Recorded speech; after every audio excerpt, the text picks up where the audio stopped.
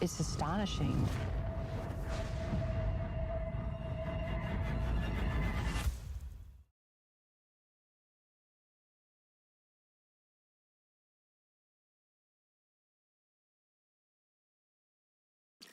Yeah, you better.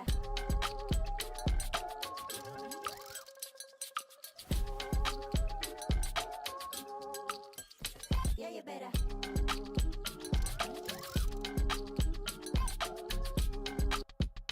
Yeah, you better.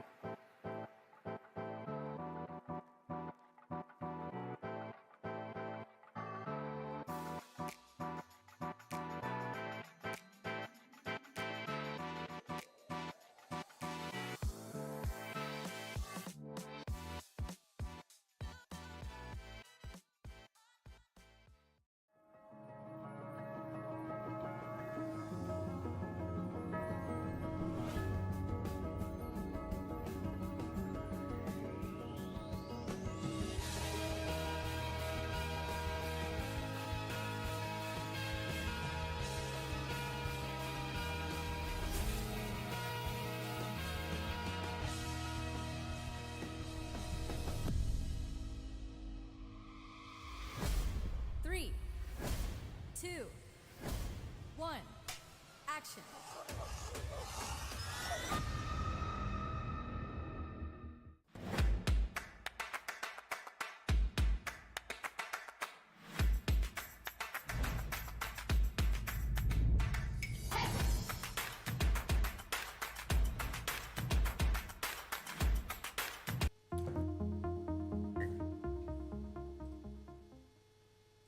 Hello everyone, welcome to Pro V. Thank you very much for joining us. I am joined by our good friends over at Team 2 Films. I've got Leon and Natalie with us. How are you both? We're doing really well. Thanks for having us. No problem at all. So for people who may not, we'll introduce you both and the company in a second, but I mean, you are our customers, you are affiliates as well, so thank you for the support there. You make fantastic content on YouTube, but primarily based at training resources for Resolve. And so I thought this would be a really good opportunity to sort of sit and have a bit of a nerdy chat about all things Resolve and therefore colour grading, all the rest of it. So we love that. As we move through this, for those of you watching at home, please do flood the chat. I can see everything that goes into the live chat as we go. Flood it with any questions, anything that you might have that you want us to discuss and talk about, anything that you might be struggling with in Resolve, anything that you're wondering, I wonder if I could be doing this in a slightly better way. Let us know. For example, Andrea says, is this about Resolve 19? It's about all of the Resolves. We don't have a particular agenda that we know. There's no PowerPoint slides here. This is about whatever you want it to be about. So if you want us to go over the new features of Resolve 19, exactly, that kind of thing. But before we start, should we do a little bit of a grounding on you two and what you do? Please do. Yeah. Where to start? I guess. So our background is we are filmmakers. We cut our teeth doing a lot of short form narrative and a lot of short form documentary. Historically, we've worked in small, compact teams, and when you work in small teams, you end up wearing a lot of hats. Is it a team of 2 people by any chance? Is that the small team? In recent years, it's been a team of 2. That might be part of where the name came from. Yeah, but no, in past, I mean, we've worked with teams. We've worked with reasonably large teams. We've worked with reasonably small teams as well. But yeah, it's a good grounding for us because you end up wearing lots of different hats. Yeah. So you need to become quite broadly skilled at the entire filmmaking process. And I guess we really treasure and value that because instead of working on a specific skill set in isolation without an appreciation for what the person who comes before you does in that workflow and what the person who does afterwards. Exactly. When you work in a small team, you get to learn everyone's jobs. And that's a huge advantage when it comes to training others because you can train in context. But it also makes it a whole lot of fun. And it's been good for us as well. We've loved stepping into the world of post-production. And yeah, like you said, we spend a lot of time nowadays training people post-production techniques. And a lot of our work is centering on Davinci Resolve at the moment. And I think it's an interesting point on the different disciplines because they complement each other so brilliantly. I love talking to colorists who shoot themselves because, you know, the lighting and, you know, just general camera technique is so intrinsic with, you know, crafting the image, and grading is so important in crafting the image. Why would those two not? Why should they be separate? Like a risk of a hot take, I think it's one of the nice things about how the industry does work in some respects, in that people tend to come in at the ground floor and then work their way up to whatever role that they occupy.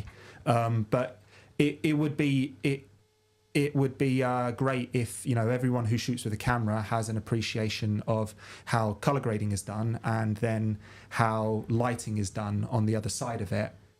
Everyone, I think, benefits from spending some time, you know, looking at the adjacent skill sets to what they do. Absolutely. And I should also point out we're also joined by Natalie, who's the other half of Team 2 Films, who is going to be answering questions when needed, but also in the chat as we go. So thank you for your time as well, please, Natalie. Pleasure. Thank you for having us. Shall we mention a little bit before we get started about the course? Because that was the other main reason that I brought you guys on today, is that you have spent presumably quite a lot of time. This is an intensive, there's a lot in this course. You spent a lot of time making this course, which is, I'll let you introduce it. I'll let you talk about it. Yeah, so Davinci Resolve is an incredibly popular NLE. And I always like to tell people right from the get-go, because we work professionally in other software and in other programs as well. But for whatever reason, Davinci Resolve is an incredibly popular NLE. A lot of people are choosing it as their first NLE, and a lot of people are deciding to move to it from other programs. So we wanted to create a course that help people who are new to Davinci Resolve. And that could be someone who is coming from having very little experience editing full stop, or that could also be someone who has spent years editing in another program and now wants to transition to Resolve to benefit from the amazing features it has, or to save money on subscriptions, whatever the reason is. So we went out and we shot footage specifically for this project. We spent some time shooting sort of like a short documentary. So it's nice, we can demonstrate techniques for editing interviews, we can demonstrate techniques for working with visuals. We shot this footage specifically for this project. And then the course over about 9 hours goes through the media page, the edit page, the color page, the Fairlight page, and the deliver page. It is everything that you need to know, and possibly a little bit more, to edit in Davinci Resolve. And like I say, I think it's great for people who are beginners. We teach things very comprehensively, but even for people who have a moderate amount of experience editing, whenever you go on a systematic course, whenever you work through something properly in order, you will find loads of aha moments. 100%. I mean, I second that, because you kind of gave me access to the course a couple of weeks ago, and as somebody, I mean, I boot up Resolve almost every single day working here, and within 10 minutes of flicking around, I found things that I didn't know about. Right. So definitely just as relevant for people who use these day in, day out as tools as it is for people completely new. That's really good to hear. Yeah, them little knowledge potholes, and you have this moment, you're like, for the last 2 or 3 years, I've been doing that with click, click, click, click, click, click, click. You're telling me there's a button, there's a feature for doing that specifically. So that's why, you know, when we look at it, it's for people who are new to Resolve, or it could even be for people who've been using Resolve for quite some time. But we really try to pack as much information into this. If you're familiar with any of the content that we create on YouTube, our goal is to make the most informative, packed and efficient content that we possibly can, because we appreciate that we're delivering training for working professionals, and their time is valuable. So we want to get straight to the point and do it as accurate and as an informative way as we can. So that's kind of the course. It's called Davinci Resolve for Editors, and we can share details later on that. Cool. I put a link to the course down in the live chat, and if you just use the code it's just ProAV, with a capital P and a capital AV, for a bit of a discount. I think it was £40, was it, or $40? Yeah. Bit of a discount on the course as well. Really recommend going over and taking a look at that. But for now, send in any questions that you may have, and we'll get discussing. For example, Rams has already sent one in saying, how can I get the maximum out of iPhone Pro Max log format? I've been trying many things with it and somehow still not able to be satisfied with the output. Any points to note to get the best out of Apple log? And then he mentions I use Resolve, a non-color managed CST-based node tree. By the way, excellent work from Team 2 Films. So he clearly watches your stuff. Thank you very much. Okay, that's a good question to start with. So I guess answering this question is getting the most out of Apple log off of an iPhone Pro is going to be part what you do with it in Resolve, and part how you expose and capture the material in the first place. Same as any camera, right? I mean, I guess it would be so easy to slip into, a non-normal way of working with it just because it's a phone. But it's a camera, just the same as any other camera. You've got to treat it the same as any other camera, right? Exactly. So it could be anything from monitoring the ISO that you're recording at, because that dynamic range is only going to be as useful as the amount of noise that's left in the shadows. It could be to do with how you expose it, so prioritizing not clipping, because in the world of digital, there's more information in the shadows, but once the highlights are gone, that's it, finito. That coming from the world of film, I'm not sure how relevant that is to talk about these days, but in the world of film was not very good at capturing shadows, but it was excellent at retaining information in bright highlights. Yeah. So understanding the medium, exposing properly. So you mentioned how that media is managed when you get into Resolve. So yeah, in the world of color management, let's say there's three different schools of thought. So, or not schools of thought. Let me rephrase that. There's three different ways that people might deal with media that it needs to be color managed into the color space that you're delivering in. Mm-hmm. So traditionally, people use lookup tables. Mm-hmm.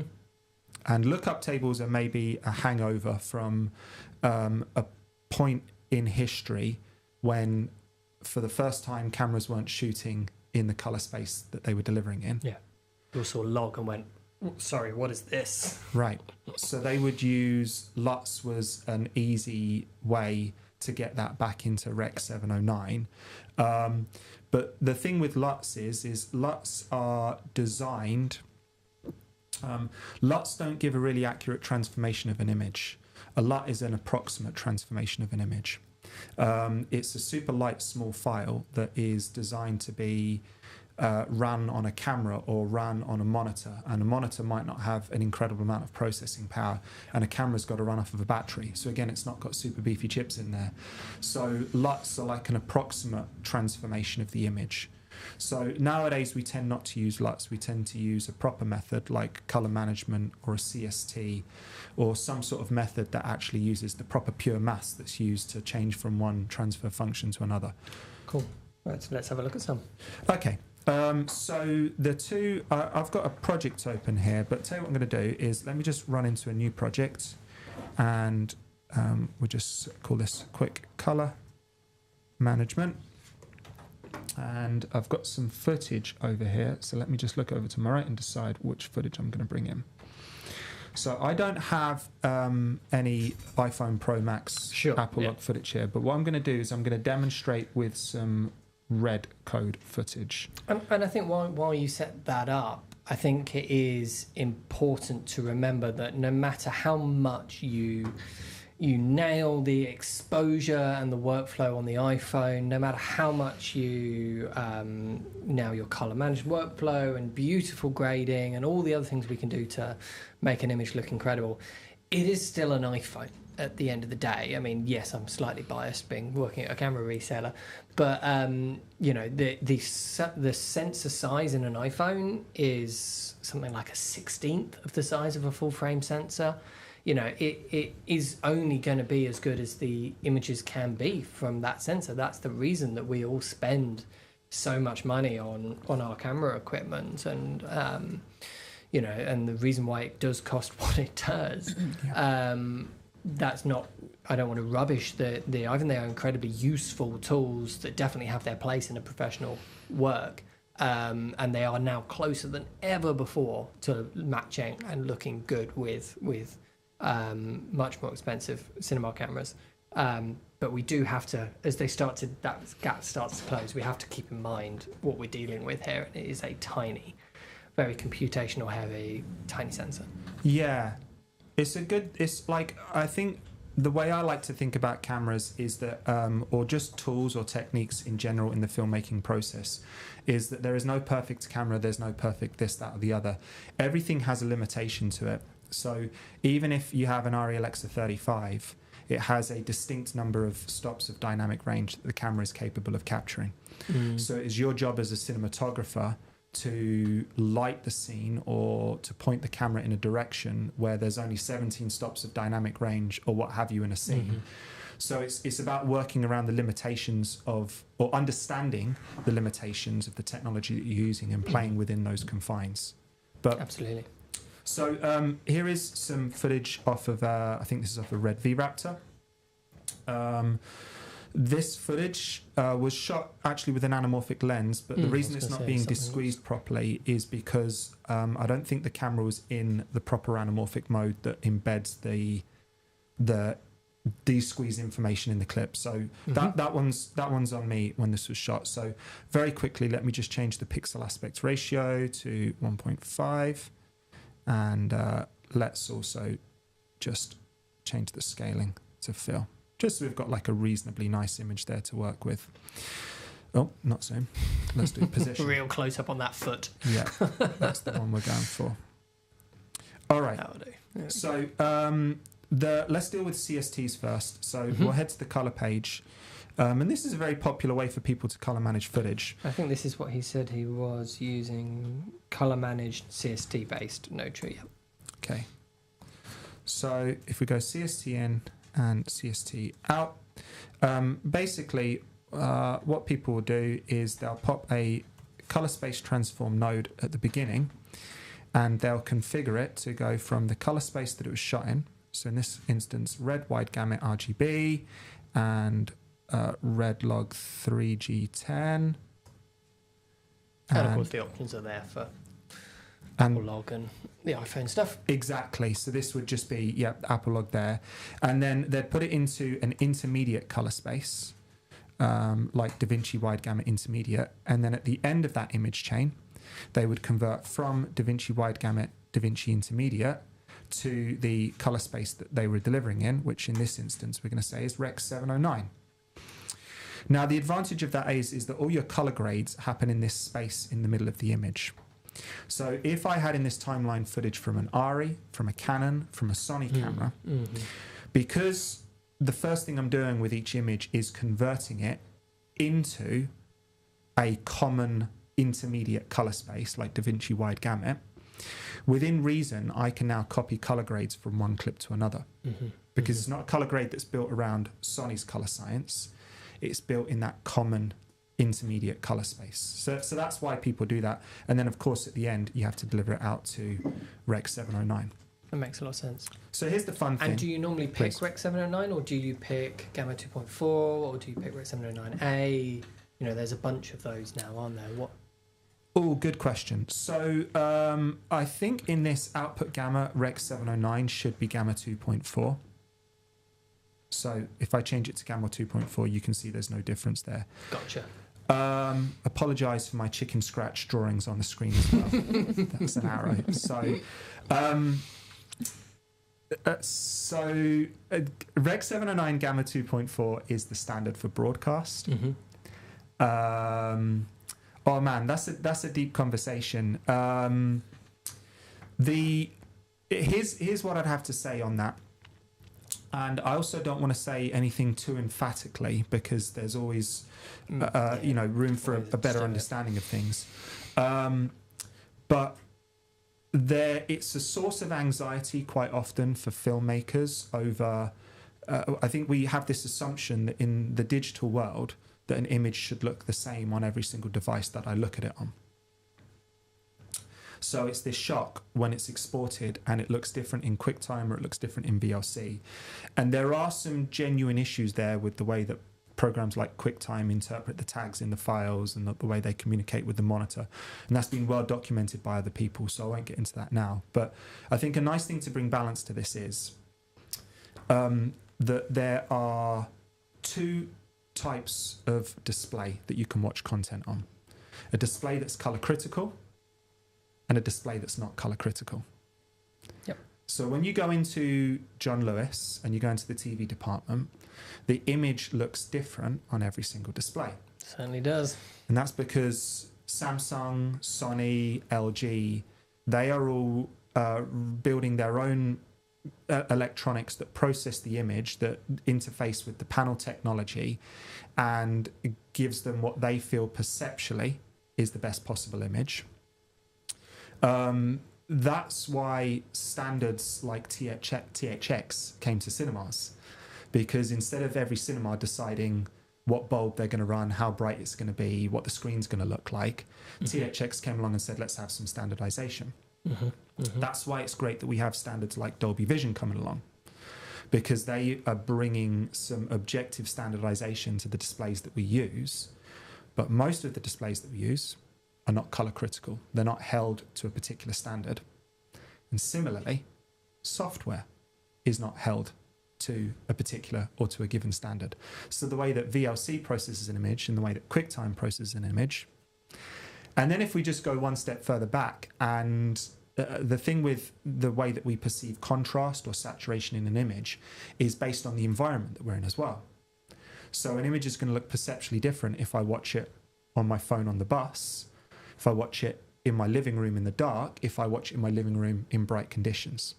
So we should move on to another topic. But like, I guess what I'm getting to is there is no way to reliably guarantee that your image, and I don't want to say that to an extreme, but let's say it's very difficult.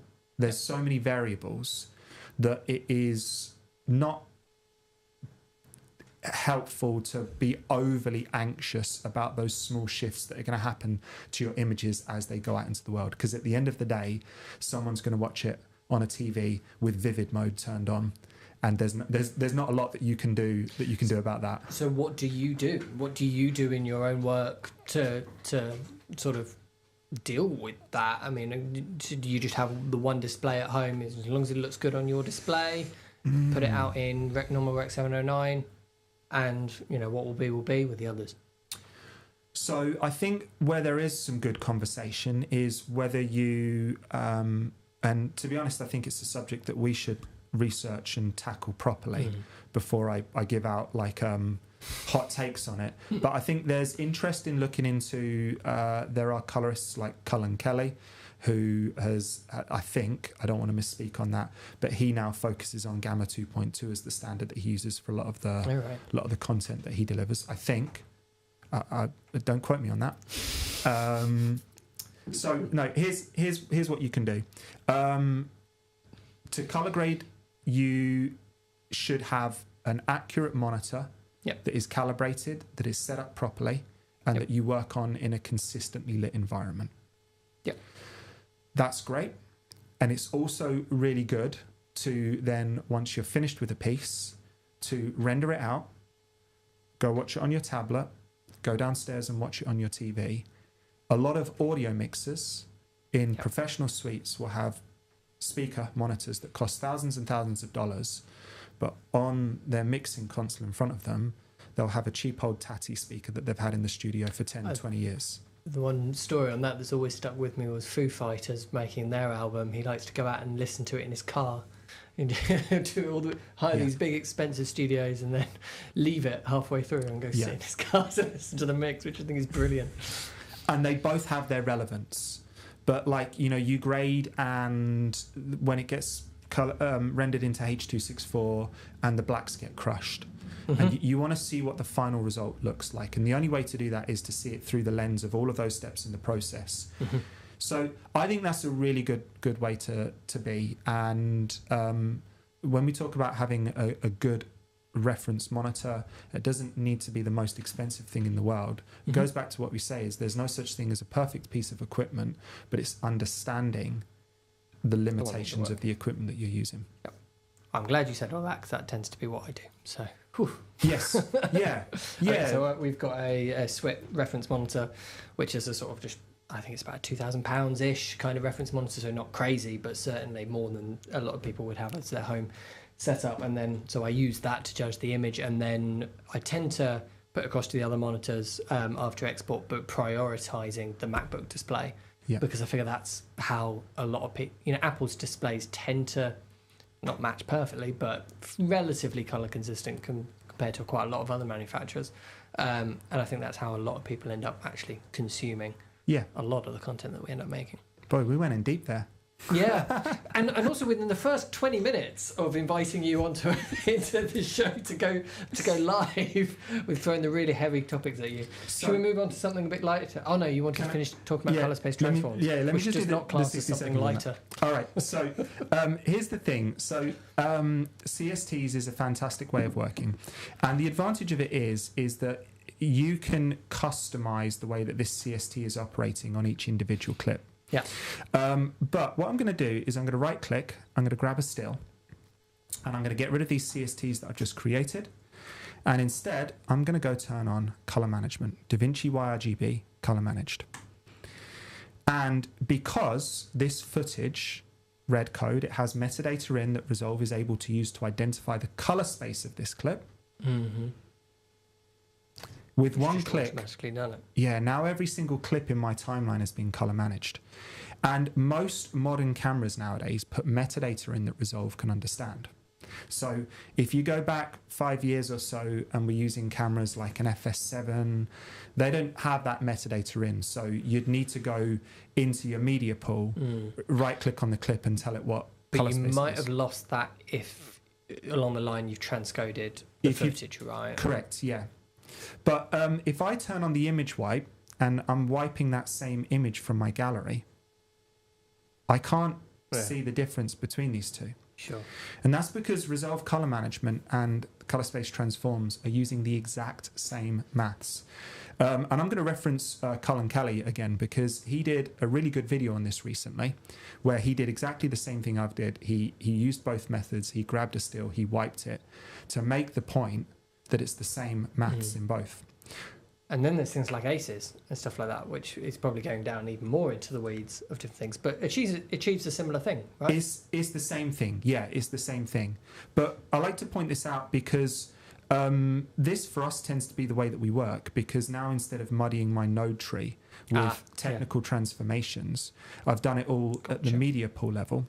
But now what do you do if you get some clips that either don't have that metadata because they've been transcoded or it's gone wrong? So what you can do, the menu option won't appear because this clip has been recognized, but there would be an option when you right click that allows you to change the input color space. I see. Okay. And if there is a clip that you say, everything in my timeline works great, but this one clip, I want to use a CST on because I want to tweak those values.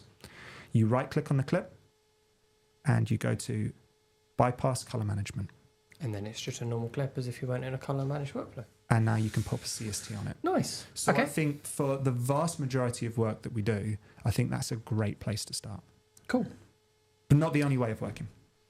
Okay. I have 3 questions here. Please. I've got big picture features, I've got in-depth techie, and I've got sort of tech support troubleshooting. Which would you like to go tackle first? Your choice. Your choice. Okay, let's go for the... we've just been in the weeds for a little bit, so let's go big picture. Andreas says, what function would you like to see integrated into Resolve in the future? So, big hat dreamer mode enabled. That's a really good question.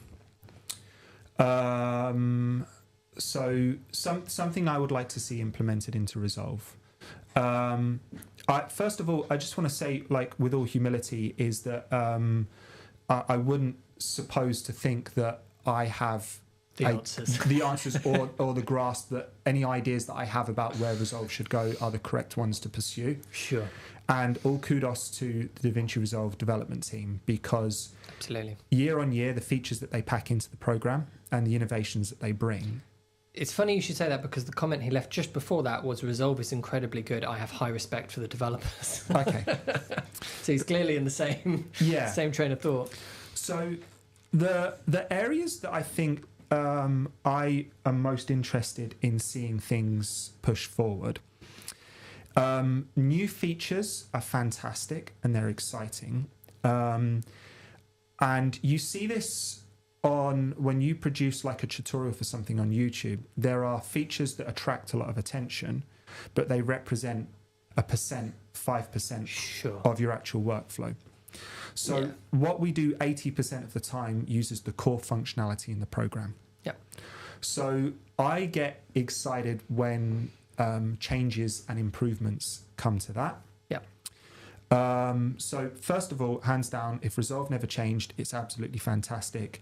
I think we're excited to see further refinements come to the Fusion page, and not in terms of changing fundamentally the way that it works, because node-based compositing is fantastic, and I can show some examples of that in a moment.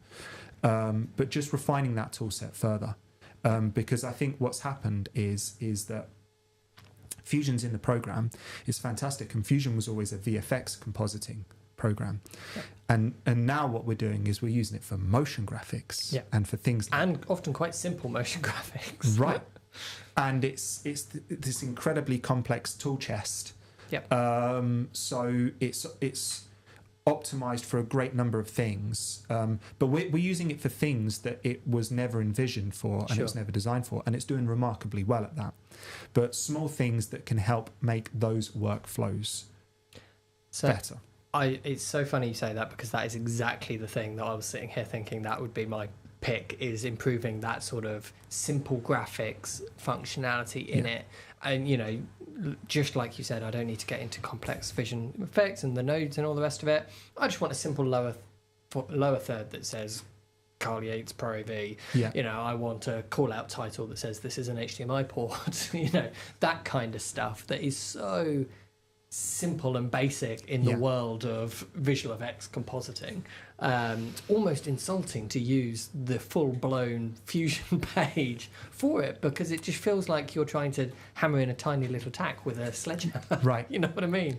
I think what you'd enjoy, and possibly what other people would enjoy, and it's on our list to do in the future, is because we have to systematize the process of making our videos, because we make so many of them. So all the graphics that we use in our videos, they're built as templates, and we're not actually traveling into the Fusion page to use them. There's actually a really cool feature that Fusion has, that you can encapsulate a Fusion graphic that you've made into a tool that will appear in the effects browser in the edit page. So that's what I need to do. Set up some Pro V ones. Yeah, exactly. So we should look at that at some point. But yeah. Yes, we should. If you see the graphics significantly improving on all the Pro V videos in the next couple of months, you'll know why. Well, and in this instance, it's not about the quality of the graphics going up, but it's the convenience of using them. That's the thing. That's what we're improving. Absolutely, because we all work so quickly, and I bet 80% of our customers would put themselves in that. Probably more than 80% would put themselves in that field as well. You know, there's what you can achieve when you put your time on it, and you can set up the time to research and all the rest of it, and then what you have to put up with because of your deadline. Yes. You know. Yeah. All the rest of it. No, that's really interesting. Just to bring you in, literally shaking ahead of me, do you have anything on that big picture feature request? What would you like to see added? I was really happy when audio transcription came out. So when that came out, that changed my world, because I do so much narrative, do so much dialogue. So. Gotcha. To be honest with you, I'm just still flying high with that release. You're still buzzing. You've got your feature request done. Yeah, exactly. Fair enough. I do use that a lot. Absolutely. Actually, it's really, really useful. You know, just to use the Pro V YouTube videos again as the same example, because it's what I make day in, day out. You know, if I do a piece to camera and following a script or saying the same thing in a couple of different varieties, to be able to just audio transcribe it and see visually, yep, that was the take I liked. Exactly. Stick that on my timeline straight away, rather than having to watch it through and skip forward and backwards and fast forward. I knew they said that thing, but where is that now? You just type it in, find it. Yeah, exactly. That's the best. Sometimes the phrase game changer gets thrown around, but that's a genuine feature that fundamentally changes the way that you work. Absolutely. On dialogue content. So that's like I say, oh hey, we've got a new feature, audio transcription, and it's like it's one line on the changelog, but it's absolutely massive. Yep. Yeah. Exactly. Oops. Okay, shall we now pivot from that to tech support? So Tay International says, I have an issue since the 19 beta updates where I go to render the project after editing. It fails with the error, clip could not be decoded properly. On 18, everything was running great. Sounds very, very frustrating. It does. Yeah. I'm sorry about that. One of the things that, you know, so that's an issue that's intrinsic to being on a beta. We do all of our work on the beta. We've been working on 19 since it came out. Okay. And see, I don't. I sort of stubbornly don't get tempted by the beta and just stay on the current release. Oh, like I'm that guy that's like 5 minutes before, you know, like with this, I'm like, oh, let me update Resolve, and like we'll deal with the headaches later as it goes. No, so it's been incredibly stable for us. And we know a lot of other high-end professionals who are working on the betas, because that's sometimes a misconception that people have, that, you know, pros aren't working on. No, they are, but that is an inherent risk. before you work on a beta, it's always a good idea just to take a copy of your projects, because when you go from 18.6 to 19, it does upgrade your projects so they don't go backwards. It's a good idea to do that. A genuine technical problem like that is, I would recommend go post it on the Blackmagic forum. Yep. And what is particularly useful for Blackmagic is if you can describe steps that are needed to recreate it, or especially if you can create a small project that replicates the issue. So if you can trim up a little bit of the media that's causing you the problem and put it on, and then it's fantastic because it helps them diagnose the problem. This is what betas are for. Yeah, This is the whole point. But all kudos to the Blackmagic development team, because they are genuinely they do a fantastic job, and they're very responsive to the needs of the people that are using their products. Absolutely, and I think the only thing that, if you are stuck in your project is upgraded to this one, you can't go backwards. I just want to export my project, that kind of world. Just the only thing I can think of to try is just toggle between different export and decode settings. I ran into something a couple of months ago where it was on my C400 video actually. Just for some reason, beta firmware camera. It was whenever I got to one of the clips that was shot in RAW on that camera, it would put some weird compression artifacts, not in the timeline, but on the export. So it was obviously just something about how Resolve was interpreting that RAW footage. But I changed from H.264 export to H.265 export, and it cleaned up instantly and didn't have any problems at all. So sometimes just simple settings changes like that can help. Process of elimination is good. So is it the project that you're in? Yeah. Or is it the file? So can you take that file and successfully render it in a different project? Yep. Like you said, is it the codec that you're exporting to that is causing some sort of a crash? Just one other silly thing to try as well is make sure you're on the latest beta, because I've had that before where I've been like, oh, this issue, and then I look at my build number and I'm like, snap, I'm on an old. Which you have to do on the website, right? Because it's not as simple as in the, or does it do it through the update prompt in the piece of software? Update prompt, it just does prompts. it even on the beta? I think so. Yeah, I get prompted betas, still so. now. So I won't try and look for it now, but basically in the preferences. Oh no, go on, update your Resolve while we're live. That's a great Let's idea. do it. This is a new segment.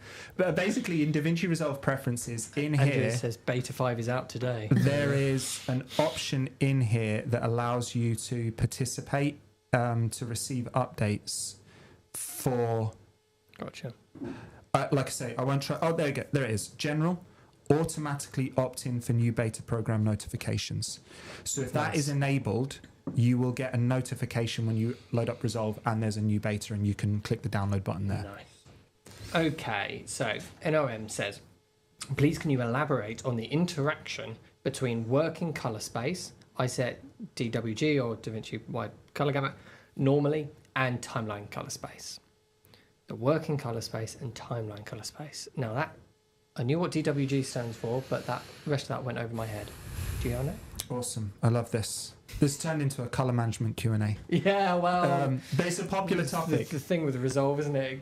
It's one of those subjects that you can get into the weeds so quickly before you know it. Yeah. So I think I was saying working color space. Maybe that's what this question is in relation to. And working timeline, working color space and timeline color space, I would consider to be the same thing. So it's the color space that Resolve is performing all of its calculations in. Yeah. Gotcha. If that doesn't answer the question, please hit us back. Let us know. Cool. Much more of a bigger picture one. George says, what is your biggest tip for people just starting to use DaVinci? I've been using it for a while now, but I learned most of what I know from YouTube tutorials. Where should I send my students? Well, let me plug on your behalf the course that we were talking about at the beginning.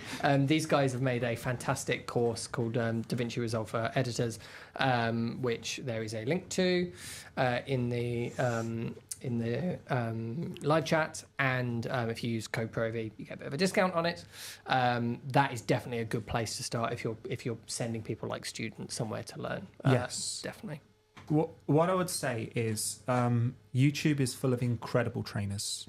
There's also a fair amount of spurious information out there, as is the case with so many things. But YouTube, there's fantastic educators out there. The challenge is that when you're piecing together your education 10 minutes at a time, you don't know what you're missing out on. Yep. And you also have to invest a lot of time in finding those 10-minute chunks. And there's no continuity as you go from this video will be in this context, this video will be in that context. Yep.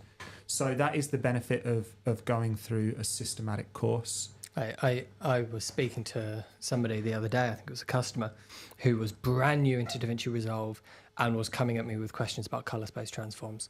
And I was like, okay, let's dial back a tiny bit. Yeah. This is the edit page. Yeah. This is the colour page. Let's start there.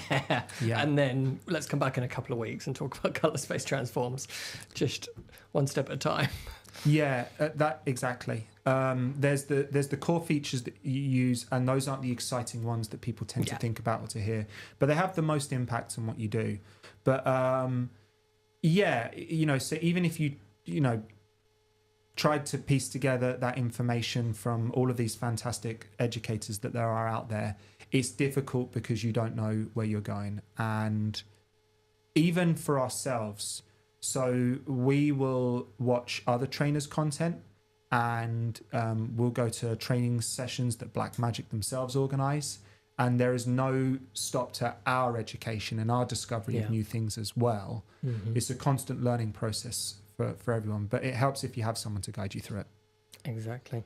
But for his first question, is there any particular tips for people literally just starting and opening up? What is that absolute beginner advice? I think mine would be don't be overwhelmed. That's what I was going to say. There's a huge amount in this piece of software, and particularly with the different pages, it can feel scary. It really can.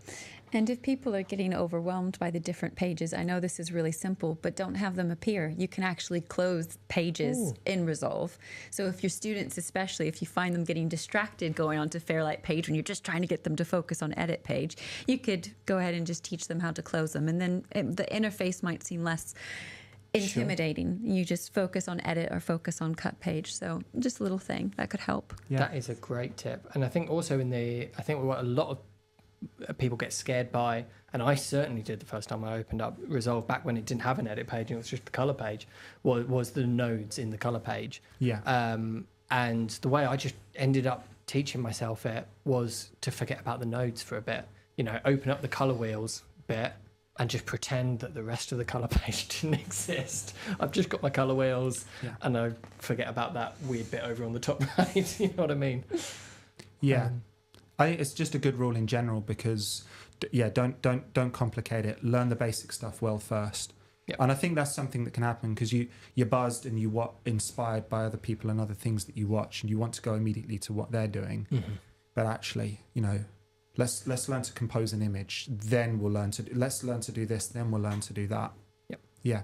Blackmagic Design themselves have fantastic training material as well. Uh-huh. So go to their website, go to the Davinci Resolve product page, go to the training tab at the end, and there is a massive book for introduction to Resolve, and there's books for the color page, Fairlight page, Fusion page. But it's a wonderful resource, and they have practice media that you can use as well. And that manual, I don't know how many thousands of pages it is. It's huge. It's absolutely huge. Goody. But if you open it up in your reader platform, I'll just type in the topic, the word that I'm wanting, and then I will literally read the manual on that. And so then the manual doesn't feel as intimidating. You just may be reading those 5 pages, but all the information is actually there. Mm-hmm. It's just so huge, and it's just such an amazing complex program, but it is simple to use. It's just finding the right source to get the answer to your question. So the manual is there, but then there's trainers like ourselves that can help people be that little medium so they don't have to make it a bit more digestible. Yeah. Good question. Fantastic. Taya's come back to say, yes, he updated again yesterday, beta 5, same issue. Thank you for time. I'm going to share the issue in Barnard forums. Thank you, Tay. Good. Peter's put a nice little question. Is there a way for clip colors set on multicam angles to pull through to the edit timeline as you switch camera angles in the multicam clip? Great stream. Thank you, Peter.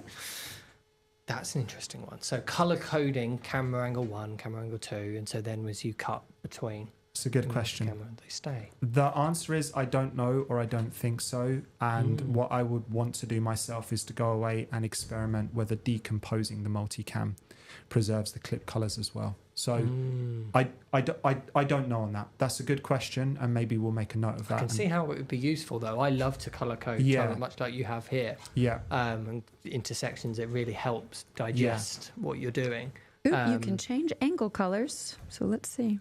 Okay. Sorry, I'm talking out loud. I shouldn't have interrupted. She's practicing what she be quiet preaches. here. You're looking at the manual. That's literally what we were just telling people to do. I've got Resolve open. I'll come to you in a moment if I find an answer. Yeah, we can circle back to that. We can circle back to it. This is great. We've got like a resident fact checker expert in the corner. It's great. She's not flagged us yet. Yes, true. Okay, NRM comes back on his color space timeline comment saying, I was thinking both are the same, but I noticed color space aware tool depends on the timeline color space. I'm experimenting with it, not sure if I'm right there. Okay. It most likely relies on that. Yeah. Cool. Right, I think that is the end of the questions that's in there. So we've got about 20 more minutes to chat. So if you do have any more questions as we're going, leave them down below. Some of the ones that you've been putting in so far have been absolutely fantastic. While we see if any more want to come in,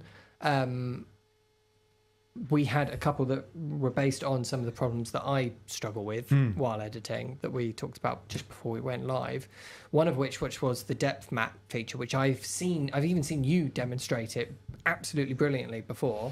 And then the information went in, and then I went to actually put it into practice about a month later, and I just couldn't remember how to do it. Okay.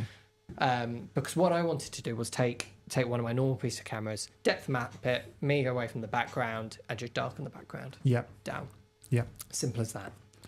Shall we have a look? Let's do it. This timeline, this media, just in case anyone's curious, this is the media that comes with the course. So that's what I'm demonstrating with.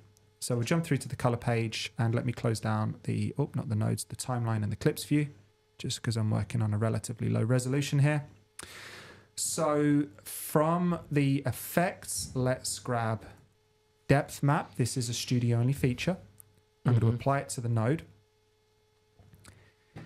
And straight away, the depth map works. Yep. If you're not seeing the grayscale, it might be because the keyer thing is not set in the top left. Is that right? Because you can change what's being viewed in the... So by default, the depth map has the preview checkbox enabled. Things that could mess with that, let me just go to camera originals, is if you have fusion and color effects bypassed. Gotcha. That could mess with that. Here we go. So this is a luminance, like opacity map. So parts of the image that are white, or parts of this, the depth map's basically like a key, but it doesn't key based on color. It key based on how far it perceives that object is from the camera. So white is going to be opaque, and black is going to be transparent, and everything in between is going to be a shade of opacity in between. So what I want in this instance is I want the grade to affect her fully and not to affect the background. But because the background's not pure black, the grade will affect the background. That's what the adjust map levels controls here are for. And you can see by tweaking that, we can push the background darker and the foreground whiter. So something like that. So now any grade that I make won't affect the background, and it'll affect her, and it'll affect her at full strength. So once you're done setting up the depth map, and you see, look, there are other controls here. You could blur, you could expand, you could grow it, but we're just going to turn depth map preview off. And you can see, if I go over to the key tab, you can see that just like when I put like a circular window or a rectangle or a power window on a screen, you'd see that key in here. Look, so this node now has a key on. So that means that any color corrections I make, and when I'm teaching, like I generally I'll do something really crazy with the tool just so we can definitely see that we've made a correct. There isn't the time for being subtle when you're teaching. No. So Smurf mode activated. there we go. Yeah, you can see that I've pushed a very strong color into it. Now in this instance, I'd like to affect the background, not the foreground. So I can invert that key. And I could use that to darken the background like you suggested. Or maybe... Or as this is quite a dark background, perhaps lighten the background. Yeah, exactly. Or push a color into it or something like that. And you can see it's now affecting just the background.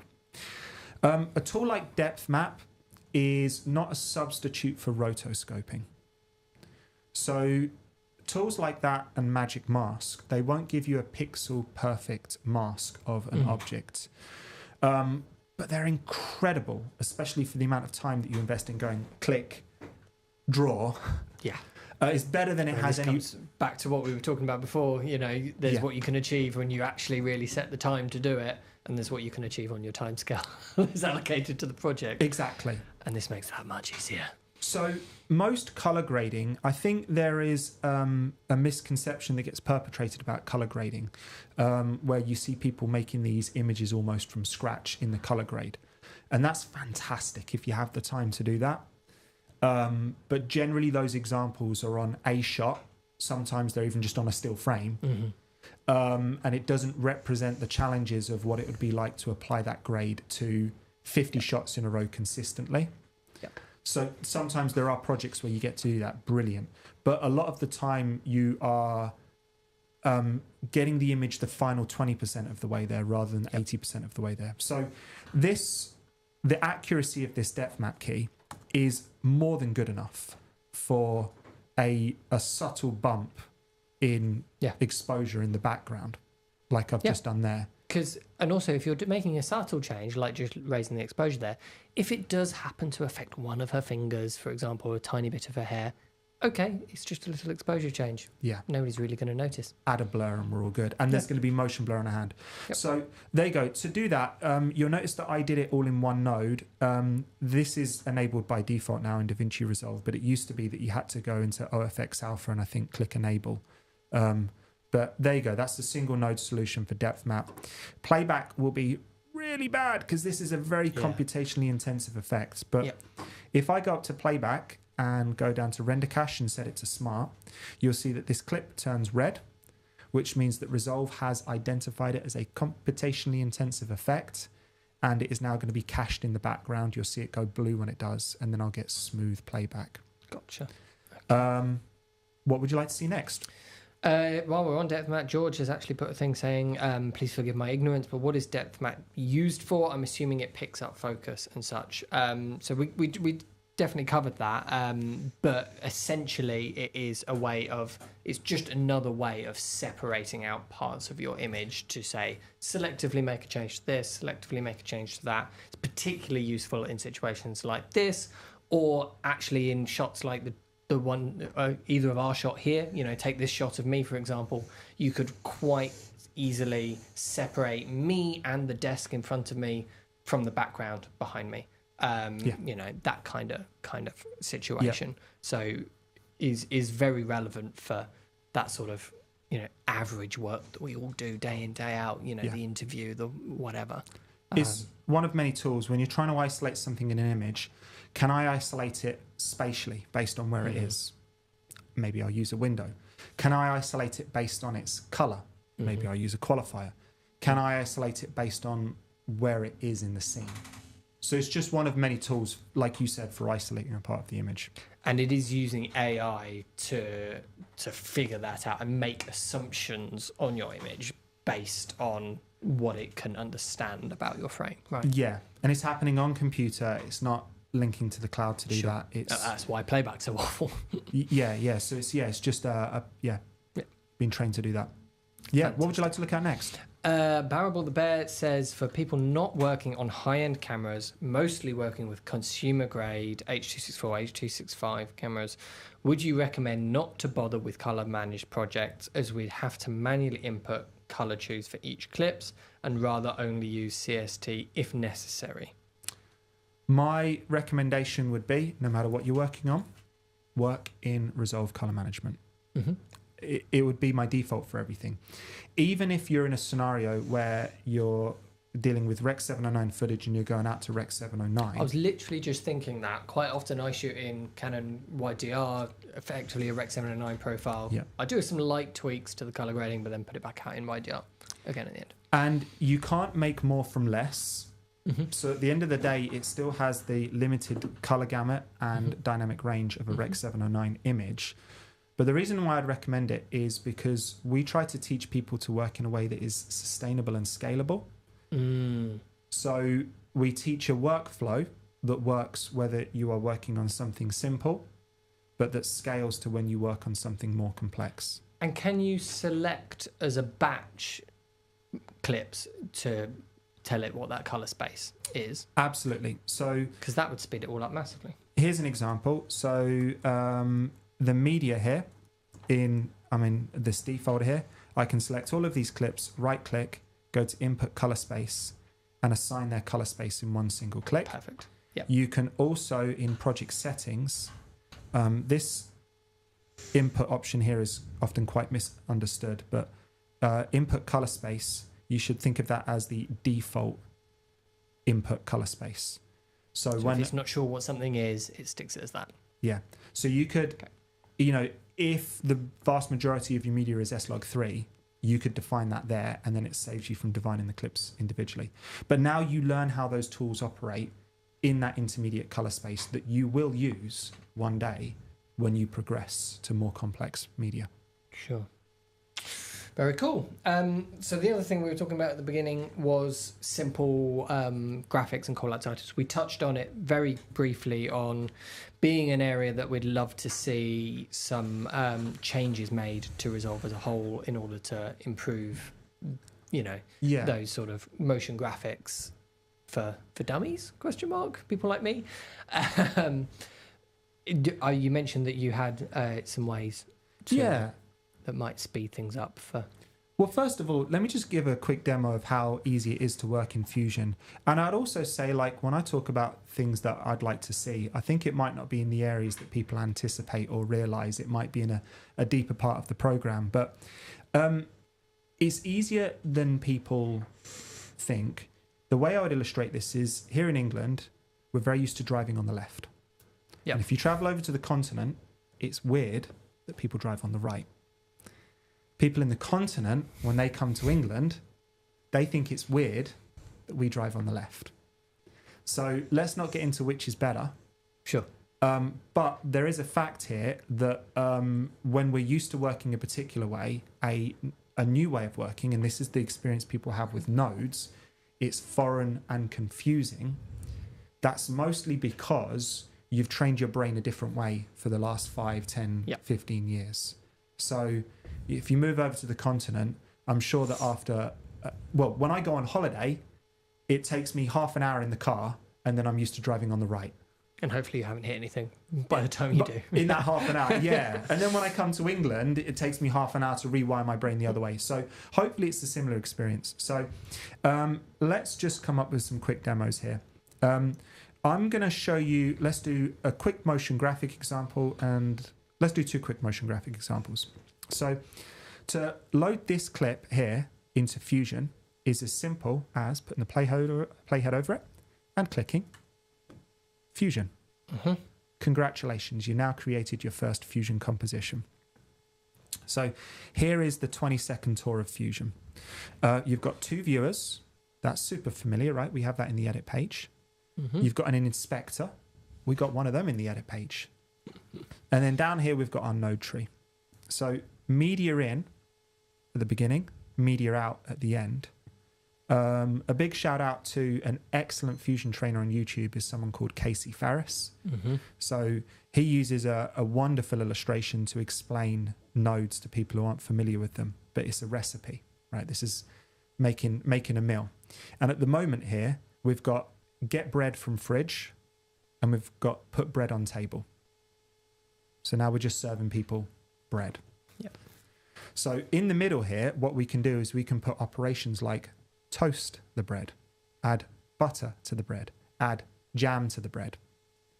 And we can flesh out a recipe in here that actually delivers something a little bit more appetizing to the table that someone's going to enjoy eating. So Casey Farris has got some wonderful videos that explain that. But here's a quick example. So I'm going to add, I'm going to add a special kind of node. I'm going to add a special kind of node called a planar tracker. And then I am going to select the part of the image that we want to track. I'm going to track forward because the camera moves and it wibbles around. Like you can see, there's a little bit of movement in there, even though the building stays relatively in the same place. And now that I've tracked the image, I'm going to change the operation mode from track to corner pin. So let's load up my media pool, and in my assets, let me just import this clip because I actually moved it onto a different drive. In my media pool, I've got this nice image here, a poster. So I'm going to drag that into my composition. Hey, now look at this. I've got two ingredients. I've got the clip that we're applying this graphic to, and then I've got the poster itself.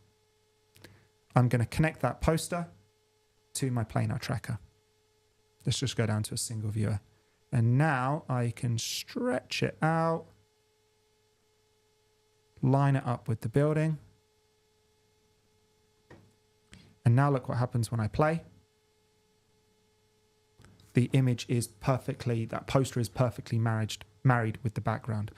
I've actually done something fairly complicated there, and I've done it in less than 4 nodes. And here's the beauty of Fusion. When I'm done creating my composition, I can head back to the edit page and look at this. I'm looking at my Fusion composition, not at the original clip. Now I'm back in the edit page. And if I decide that I need to edit it further, look, I can jump back into the Fusion page and, you know, maybe I didn't stretch that poster out far enough. And when I go back to the edit page, it's there. So there might be elements of the Fusion page that are more complex for someone who's used to, say, layer-based compositing. But then there's elements of it that are like extraordinarily easier, like the power of that tracker built into Fusion, or the ability to have that result immediately viewable in the edit page. So let's head back into Fusion and let's add some text to this image. So the hotkey I'm using there is Shift Space. It just brings up this dialog that allows me to search for and find the different tools I use in the composition. So the text tool I'm going to use, there it is. Add that. So do you see at the moment it's not connected to my composition that I'm creating? So everything you do in the Fusion page requires a node. So if I want to connect an image to another image or a piece of text to this image, I need to do that with a merge node. And it's actually really easy to create a merge node. If you drag the output of one clip onto the output of another, Fusion automatically creates a merge node for us. All right. So now we can type something meaningful like dancer. We'll position that over there. Hey, look, you know, that's all integrated into the image when I head back to the edit page. So there we go, dancer. Let's draw a line here. So I'm going to use the polygon node for that, and I'm going to go click, click. Actually, let's do that again. Let's put it on a bag. There you go, dancer. So I've drawn a line like that. So I'm going to connect that polygon to a background node. That's how we drive its color. Let's have a nice red line. We've actually got a tutorial out about doing this exact example that I'm demonstrating here. So I know I'm going through it quite quick, but my purpose here is not to show you how to do something in detail, but to give you an inkling of how it's possible and how it's not as intimidating, the number of steps involved in that process. Yeah. So we see here now as it plays, the problem is the line doesn't stay lined up with her. So I'm going to use this fantastic tool here. Let's select this node and I'm going to attach a tracker to that end of the line there. And where did that happen? Let's go and do this. we're getting into the world of Leon not practicing things before he does them. So let's do that.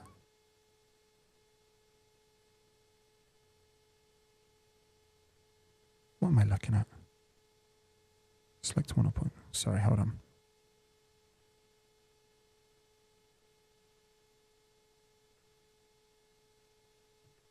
Okay, do you know what? Actually, hold on. Let's go back and do it again. How are we enjoying the awkward silence, everyone? Right, there we go. I'm just glad it doesn't only happen to me. I'm back on track. There we go. Right, so I've created a tracker. And what I'm going to do is track that backwards and forwards. Let's see if this works. There we go. Here's the point I was trying to demonstrate. So do you see now how this line here, in a very short number of steps, I've got a line that now tracks with and follows her. Gotcha. So if we go back to the edit page, that was a rather clumsy demonstration. Forgive me. sure, but just to talk through the steps there, you created a new tracker node right at the beginning of that in order to get a tracker point in the right place, tracking her. Yeah. And then inside your polygon, you selected the end that you wanted to be glued onto that and said append to that tracker point. That's actually a brilliant idea, explaining what I do as I do it. Why didn't I think of that earlier? So, no, this is yeah. So you're absolutely right. What's cool is I drew the polygon node, and what I was doing, because I was too busy thinking rather than describing what I was doing, is once you've drawn a polygon node, you can select points in it like this. Yes. And once those points are selected, there's this fantastic menu here. At the moment, these points are published. I can unpublish them for a moment, but publish to point tracker or IntelliTracker. What it does is it creates the tracker node and it automatically does the gubbins in the background to attach that tracker to that point in the node. So I didn't have to create the tracker manually and position where the tracking points were, because by default it placed them where the points were. Gotcha. To begin with. So please, if you actually want to see a proper demonstration of that, it's the most recent video that we put out on the channel, but maybe there'll be a link for that as well. And there's some practice files for free there that you can play with. Yeah, what's next, Carl? I think that's a good place to wrap up. People seem to be really enjoying the stream. Oh, there's one more question from Rams. Said, are there any quick features in After Effects that you would like to see come to Fusion? Another big picture feature request one could be our last one. I don't think so. There are things about the nature. After Effects is a fantastic program. It really excels at what it does. And I think layer-based compositing, which is After Effects' strength, works well for some scenarios. Node-based compositing excels in other scenarios.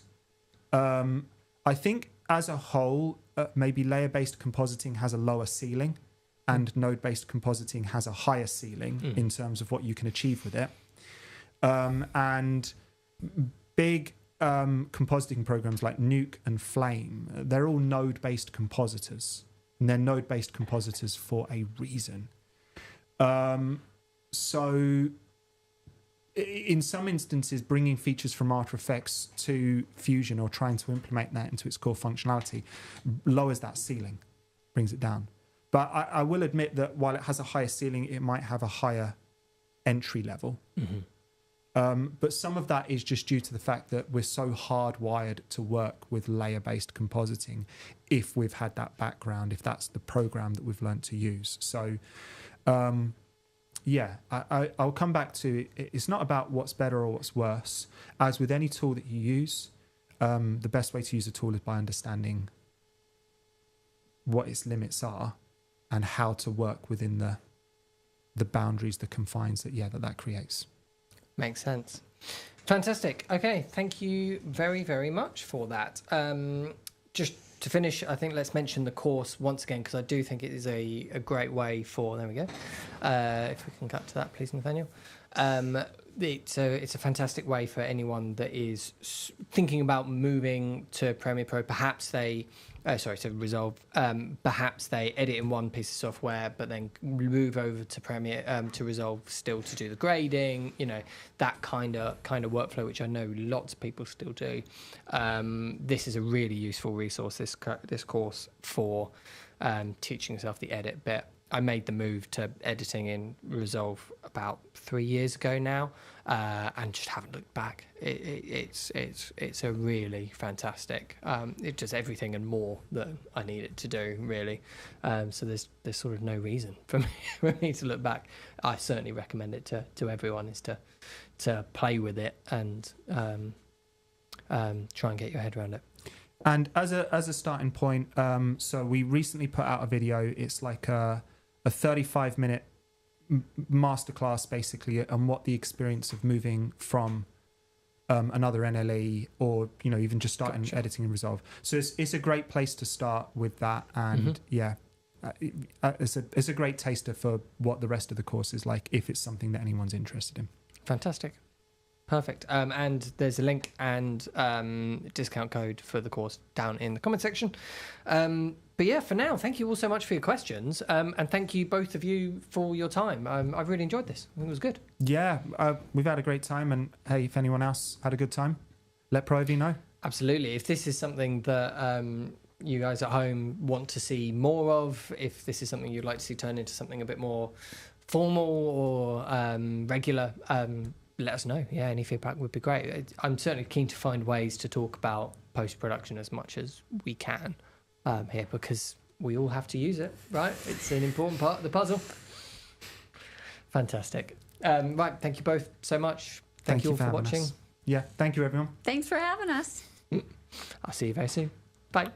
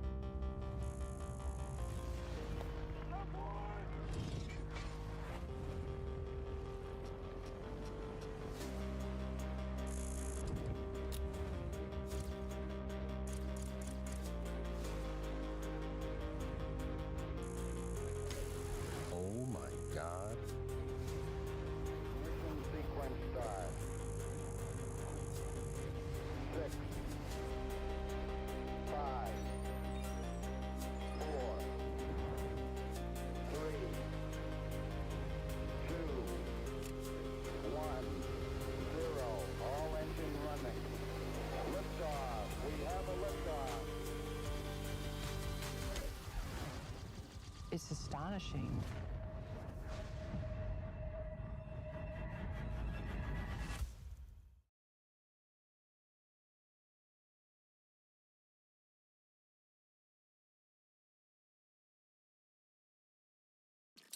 Yeah, you better.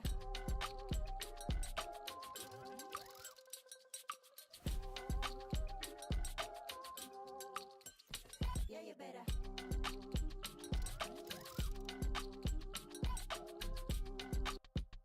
Yeah, you better.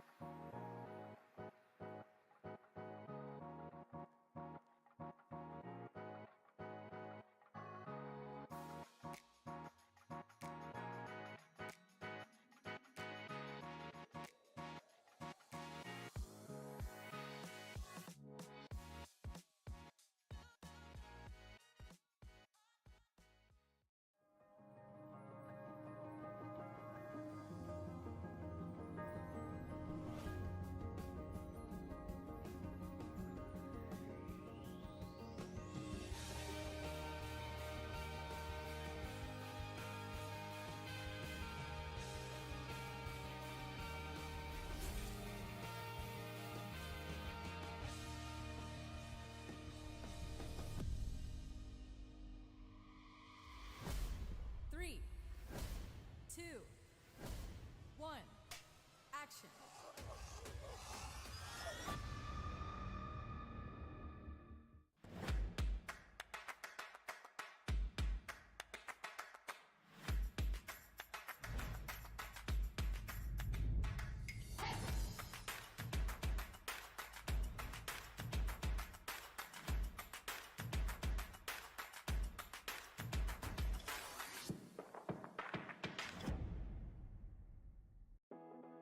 Meet Swit's latest RGBW panel innovations, the Van Gogh 70 and Van Gogh 100 LED panels. The Van Gogh series uses exclusive edge-mounted RGBW SMD LEDs, which results in an extremely thin 21mm LED panel that is fanless, making zero noise on set. The time division drive technology makes Van Gogh up to 60% brighter than its competitors in RGB mode. You can count on extreme color accuracy with a very high CRI and TLCI. Thinner, lighter, brighter, and quieter, these are the Van Gogh Ultra Slim RGBW panels by Swit.